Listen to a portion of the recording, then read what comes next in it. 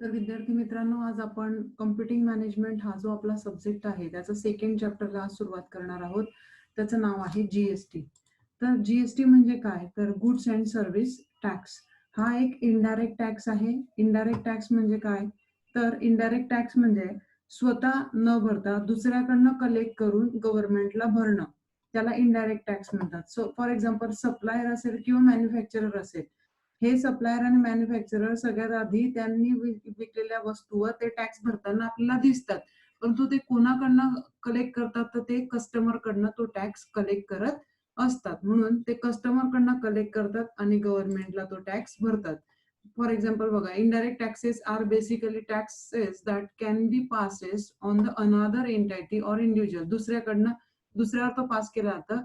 They are usually imposed on the manufacturer or supplier who then passed on that tax to the consumer. पूर्वी जे VAT होता किंवा excise duty जी लागायची cigarette आणि अल्कोहोलवरती, indirect टॅक्सचं example आहे. म्हणून इनडायरेक्ट टॅक्स जे आहे ते आपण बघितलं. इनडायरेक्ट टॅक्स म्हणजे काय, तर कस्टमर कडनं घेऊन तो गव्हर्नमेंटला देणं, त्याला इनडायरेक्ट टॅक्स आपण म्हणूया. जो डायरेक्टली नाही भरला जात, स्वतः तो नाही भरत, दुसऱ्याकडनं घेऊन मग गव्हर्नमेंटला देतो, म्हणून तो इनडायरेक्ट टॅक्स आहे. आता आपण जर गुड्स अँड सर्व्हिस टॅक्स याची जर आपण जर्नी बघितली, तर गुड्स अँड सर्व्हिस टॅक्स साधारणतः 2000 मध्ये याची सुरुवात झाली. इन 2000 इट स्टार्ट, म्हणजे लॉ करण्याची जी तयारी सुरू झाली होती तेव्हा 2000 साली कमिटी स्थापन केली गेली आणि जवळपास 17 वर्ष घेतले गेले. कारण तुम्ही जर पाहिलं तर 2017ला हे जे बिल आहे ते लोकसभा आणि राज्यसभेला पास झालेलं आहे. म्हणजे 2000ला या प्रोसेसला सुरुवात झाली, तर 2017ला ते इम्प्लिमेंट झालेलं आहे. एकूण 17 वर्ष साधारणतः हा कायदा इम्प्लिमेंट होण्यासाठी लागलेला आहे. तुम्ही जर बघितलं, हे जे पार्लिमेंटला म्हणजे राज्यसभा आणि लोकसभेला जे बिल पास झालं ते 29 मार्च 2017ला पास झालं. तदनंतर हा जो टॅक्स आहे तो प्रत्यक्षात अंमलबजावणीस कधी आला, तर जीएसटी ऍक्ट ऍप्लिकेबल फ्रॉम 1 जुलै 2017, म्हणजे 1 जुलै 2017 पासून हा टॅक्स त्या ठिकाणी ऍप्लिकेबल झालेला आहे. नंतर levied on the supply of goods and services कुणावर आकारला जातो, तर ज्या सेवा आणि वस्तू पुरवल्या जातात, विकल्या जातात, त्या सेवा आणि वस्तूंच्या किमतीवर किंवा त्याच्यावर हा कर आकारला जातो. लेविड म्हणजे काय, आकारणे. तर तो कर वस्तू आणि सेवांच्या पुरवठ्यावर तो आकारला जातो. नंतर इनडायरेक्ट टॅक्स जो आहे त्याने अनेक इनडायरेक्ट टॅक्सेस रिप्लेस केले.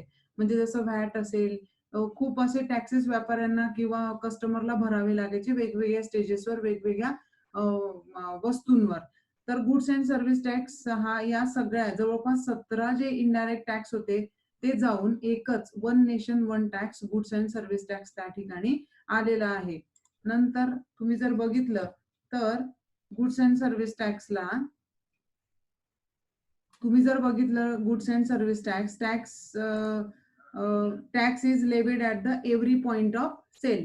प्रत्येक पॉइंटला हा टॅक्स व्हॅल्यू ऍडिशन त्या ठिकाणी तो होत असतो. नंतर याच्यामध्ये इंट्रास्टेट सेल्स आहे आणि इंटरस्टेट सेल्स आहे. याच्याबद्दल जर तुम्ही बघितलं तर इंट्रास्टेट सेल्स म्हणजे काय, तर एका राज्यातच जेव्हा व्यापारी वस्तूची विक्री करतो, समजा महाराष्ट्रातला व्यापारी असेल आणि तो महाराष्ट्रातल्याच एखाद्या व्यक्तीला माल विकत असेल, तर तिथे सीजीएसटी आणि एसजीएसटी लागतं. तर सीजीएसटी म्हणजे काय, सेंट्रल जीएसटी, आणि एसजीएसटी म्हणजे काय, तर स्टेट जीएसटी. म्हणून सेंट्रल जीएसटी आणि स्टेट जीएसटी कुठे लागतात, जेव्हा इंट्रास्टेट सेल्स असेल किंवा इंट्रास्टेट ट्रान्झॅक्शन असेल. इंट्रास्टेट म्हणजे काय, एकाच राज्यातला व्यापारी त्याच राज्यातल्या व्यक्तीला माल विकतो किंवा खरेदी करतो, तर ते इंट्रास्टेट होईल. नंतर इंटरस्टेट म्हणजे काय, एका राज्यातल्या व्यापाऱ्याने दुसऱ्या राज्यातील व्यक्तीला माल विकला. समजा महाराष्ट्रातल्या एखाद्या व्यक्तीने गुजरात मधील एखाद्या व्यक्तीला माल विकला, तर तिथे कोणता टॅक्स लागतो, तर तिथे लागतो इंट्राग्रेटेड जीएसटी. इंट्राग्रेटेड जीएसटी एकच टॅक्स लागतो. हा जो सेंट्रल जीएसटी असतो तो सेंट्रलला जातो, हा जो स्टेट जीएसटी असतो तो स्टेटला जातो. समजा आपण एखादं एक्झाम्पल घेतलं की गुजरात मधल्या एखाद्या व्यक्तीने पंजाब मधल्या एखाद्या व्यक्तीला माल विकला. गुजरात मधल्या व्यक्तीने पंजाब मधल्या व्यक्तीला माल विकला. काय आहे, स्टेट बदलले है ना, हा गुजरात आहे आणि हा पंजाब आहे. तर इथे कोणता टॅक्स लागेल, कोणती ट्रान्झॅक्शन झाली, ही इंट्रास्टेट ट्रान्झॅक्शन झाली, म्हणून इथे एकच टॅक्स लागेल. कोणता लागेल? इंट्राग्रेटेड टॅक्स. आणि तो कुणाला जातो? तो जातो सेंट्रल गव्हर्नमेंटला जातो. हा जातो सेंट्रल गव्हर्नमेंटला. म्हणजे राज्य जर वेगवेगळे असले तर इंटरस्टेट ट्रान्झॅक्शन ती झाली, त्याला इंटरग्रेटेड जीएसटी लागतो.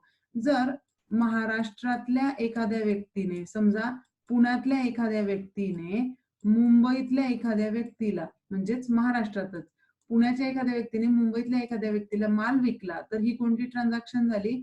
ही झाली इंट्रास्टेट ट्रान्झॅक्शन. ही झाली इंट्रास्टेट ट्रान्झॅक्शन. इथे दोन टॅक्स लागतील, सेंट्रल जीएसटी लागेल आणि स्टेट जीएसटी लागेल.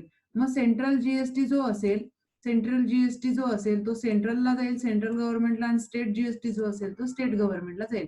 समजा या एक्झाम्पल मध्ये 50,000चा माल विकला गुजरातच्या व्यापाऱ्याने पंजाबच्या व्यापाऱ्याला 50,000चा माल विकला, आणि त्याच्यावर जर 18% जीएसटी असेल तर 18% ने किती होतात? ते 9,000 होतात. आणि हे जे 9,000 असतील, हा टॅक्स कोणता ट्रान्झॅक्शन होतं? हे होतं इंटर स्टेट ट्रान्झॅक्शन. हा 9,000चा 9,000 टॅक्स कुणाला जाईल? सेंट्रल गव्हर्नमेंटला, आणि तो टॅक्स असेल इंटरग्रेटेड जीएसटी. समजा या एक्झाम्पल मध्ये, म्हणजे महाराष्ट्रात पुण्यातल्या व्यापाऱ्याने मुंबईच्या व्यक्तीला 50,000चा माल विकला. 50,000चा माल विकला आणि 12% जर टॅक्स असेल, जीएसटी असेल, तर तो किती होणार? तो होणार 9,000. सॉरी, तो होणार 6,000. हा जो 6,000 जीएसटी असेल, ती कोणती ट्रान्झॅक्शन झाली? महाराष्ट्रातल्या महाराष्ट्रात असल्यामुळे ती झाली इंट्रास्टेट सेल्स. आणि मग तिथे दोन टॅक्स लागतील, सेंट्रल जीएसटी लागेल आणि स्टेट जीएसटी लागेल. 6,000. 3,000 कुणाला जातील? सेंट्रल गव्हर्नमेंटला जातील, आणि 3,000 कुणाला जातील? स्टेट गव्हर्नमेंट म्हणजे महाराष्ट्राला, गव्हर्नमेंटला 3,000चा या ठिकाणी रेव्हेन्यू मिळेल. म्हणून राज्यातल्या राज्यात ट्रान्झॅक्शन असेल तर इंट्रास्टेट, तिथे दोन tax, central and state GST. आणि जर एका राज्यातून दुसऱ्या राज्यात व्यापार असेल तर तिथे इंटरस्टेट ट्रान्झॅक्शन, त्याला इंट्राग्रेटेड जीएसटी त्या ठिकाणी लागणार आहे. ह्या काही गोष्टी तुम्ही लक्षात ठेवल्या पाहिजेत. नंतरच आपण बघूयात जीएसटी म्हणजे काय. जीएसटी इज कॉम्प्रेहेन्सिव्ह, व्यापक आहे, खूप मोठा. कारण 17 आधीचे जे इनडायरेक्ट टॅक्स होते ते कॅन्सल करून जीएसटी आलेला आहे. मल्टी स्टेज, प्रत्येक स्टेजवर हा आकारला जातो. आणि डेस्टिनेशन बेस आहे. डेस्टिनेशन बेस म्हणजे काय? समजा राजस्थानच्या एखाद्या व्यक्तीने माल विकला आणि तो कर्नाटकाच्या व्यक्तीला विकला, तर संपूर्ण जो रेव्हेन्यू असेल तो जरी महाराष्ट्रातून कर्नाटकात गेला तर कंझ्युमर कोण आहे? कस्टमर कर्नाटकाचा व्यक्ती. म्हणून संपूर्ण जे रेव्हेन्यू असेल ते कर्नाटक गव्हर्नमेंटला मिळेल. म्हणून हा डेस्टिनेशन बेस आहे, कॉम्प्रेहेन्सिव्ह आहे, मल्टी स्टेज टॅक्स आहे. It is लेव्हिड on every value addition. म्हणजे पूर्वीच्या ज्या सिस्टीम होत्या त्या टॅक्स ऑन टॅक्स होत्या, म्हणजे टॅक्सवर अजून टॅक्स लागायचा, टॅक्सवर अजून टॅक्स लागायचा, ते न होता इथे व्हॅल्यू ऍडिशन आहे. जेवढी व्हॅल्यू ऍड होईल तेवढ्यावरच टॅक्स त्या ठिकाणी लागतो. नंतरचं महत्वाचं आहे मल्टी स्टेज. आता मल्टी स्टेज म्हणजे काय? प्रत्येक स्टेजला टॅक्स वाढत जातो. फॉर एक्झाम्पल, बिस्किट बनवणारा एखादा कारखाना चा व्यक्ती असेल तर तो काय करेल? साखर असेल, पीठ असेल, तो रॉ मटेरियल विकत घेईल. रॉ मटेरियल विकत घेताना त्याची किंमत कमी असेल, तिथे किंमत कमी असेल, त्याचं पुन्हा पुढची स्टेज काय असेल? तो स्वतः मॅन्युफॅक्चरर करेल, त्या पिठापासून, त्या साखरेपासून तो बिस्किट बनवेल, तिथे त्याचं व्हॅल्यू ऍडिशन होईल. पूर्वी साखरची किंमत कमी असेल, त्या पिठाची किंमत कमी असेल, जेव्हा त्याचं बिस्किट तयार होईल तेव्हा त्याची किंमत वाढेल, म्हणजे व्हॅल्यू ऍडिशन होईल. नंतर वेअर हाऊसिंगला तो देईल, पॅकेजिंगला किंवा काय असेल, तो पुढे माल होलसेलरला विकेल, तिथे त्याची व्हॅल्यू ऍडिशन होईल. कारण मोठ्या स्केलवर ते पॅकिंग करतील, लार्ज स्केलवर, तर तिथे त्याचे व्हॅल्यू ऍडिशन होईल. हा जो होलसेलर असेल तो रिटेलरला माल विकेल, तो स्मॉल स्केलला कमी क्वांटिटीला त्या वस्तूची पॅकिंग करेल, तिथे व्हॅल्यू ऍडिशन होईल. आणि नंतर तो माल कंझ्युमर पर्यंत जाईल. मग ही जेवढी व्हॅल्यू ऍडिशन असेल त्या व्हॅल्यू ऍडिशनच्या किमतीवर त्या ठिकाणी टॅक्स लागतो, ऍड होत जातो. म्हणून हा मल्टी स्टेज आहे. नंतर डेस्टिनेशन बेस म्हणजे काय?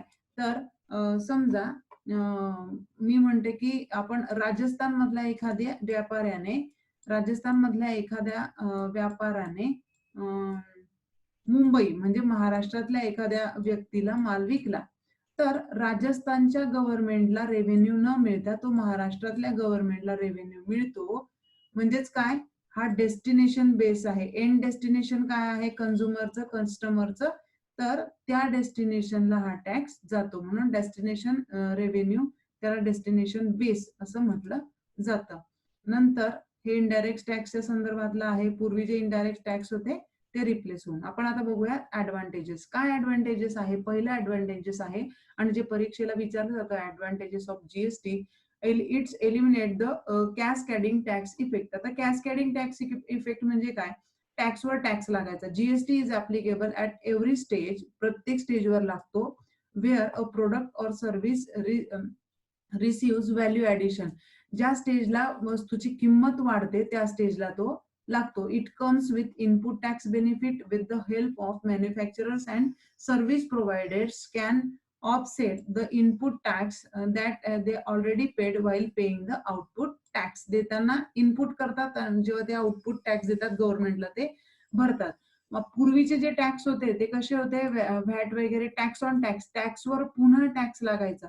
परंतु आता तो जो टॅक्स कॉस्ट कॅस्केडिंग इफेक्ट आहे तो जीएसटी मध्ये काढून टाकलेला आहे. व्हॅल्यू ऍडिशनवर टॅक्स लागतो, टॅक्सवर टॅक्स लागत नाही. हा खूप मोठा त्याचा आपण म्हणूयात बेनिफिट आहे. It is most important advantages of GST. Second one is lesser compliances. आता कॉम्प्लियन्स जर तुम्ही म्हटलं त्याचं पालन करणं खूप सोपं आहे.